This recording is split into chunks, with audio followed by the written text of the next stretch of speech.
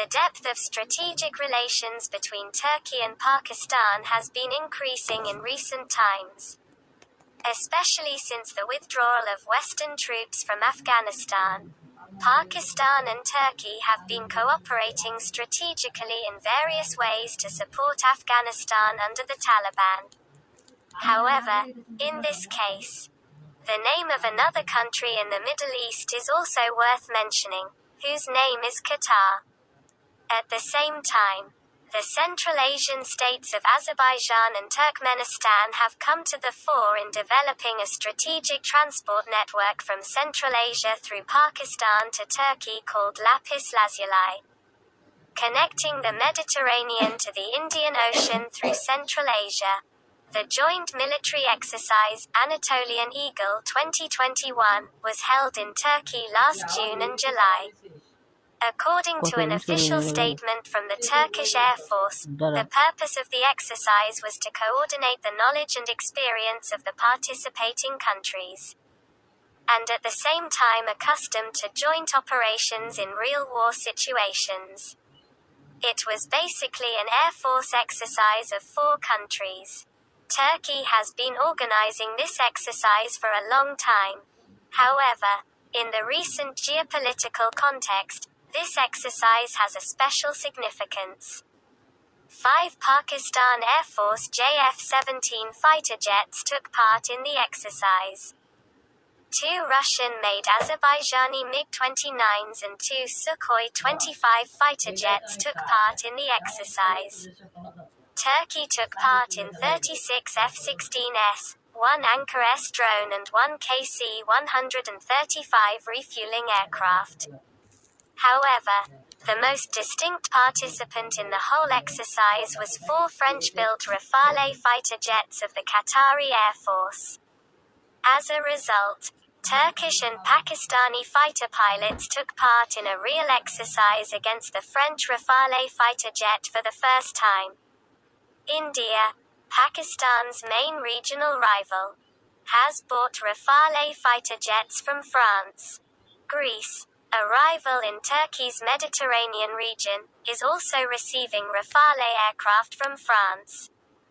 Analysts in both India and Greece have expressed concern about the joint exercise, because through this both Turkey and Pakistan will be able to get a comprehensive idea about the capabilities of Rafale aircraft. Not just rehearsals. A separate agreement with Qatar was introduced in the Turkish parliament in June, under which the Qatari Air Force will train 36 aircraft and about 250 members in Turkey. Middle East Eye reports that General Yasser Gullah of the Turkish military signed the agreement with the Qatari in March. According to the agreement, the Qatari Air Force will be able to train in Turkey for 5 years. The Qataris will give a 2-month advance notice before each training. The document said that this would further enhance military cooperation between the 2 countries. Qataris will be able to gain experience using Turkish airspace and ports. The report further reminds that the depth of relations between the 2 countries has been increasing since the imposition of blockade on Qatar by the Saudi group in 2016. Especially since that time, Turkey has had a military base in Qatar. Qataris have also invested in Turkey's defense industry, and in addition to Turkey's tourism and real estate sectors, Qatar has invested heavily in various sectors. However, the training of Qatari airmen on Turkish soil is nothing new. For more than a decade since the 1990s, the Israeli Air Force has used Turkey's mountainous terrain for aerial training.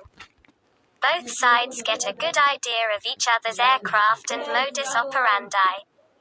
According to Greek analysts, the Turks want to see Qatari Air Force aircraft trained in their own country in order to gain a better understanding of Qatar's Rafale fighter jets. This will allow the Turks to learn more about French aircraft. On the other hand, Pakistan's strategic cooperation with Turkey went one step further in September. On September 12, Another joint trilateral exercise began in Baku, the capital of Azerbaijan. This exercise, called Three Brothers 2021, gives another direction.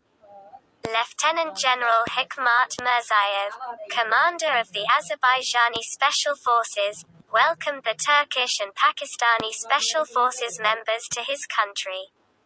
To define closer ties between the three countries, General Mirzayev noted the full support of Turkey and Pakistan from the very beginning of the 44-day war with Armenia. After nearly 3 decades of Armenian occupation, the Azeri took control of about 300 settlements, including several important towns in Nagorno-Karabakh, when both sides agreed to a ceasefire with Russian mediation. General Mirzayev emphasized regional security in developing relations between the three countries. Turkish Lieutenant Colonel Kursat Konik and Lieutenant Col. Amir Shahzad of the Pakistan Army highlighted the importance of this military relationship in a rapidly changing global situation.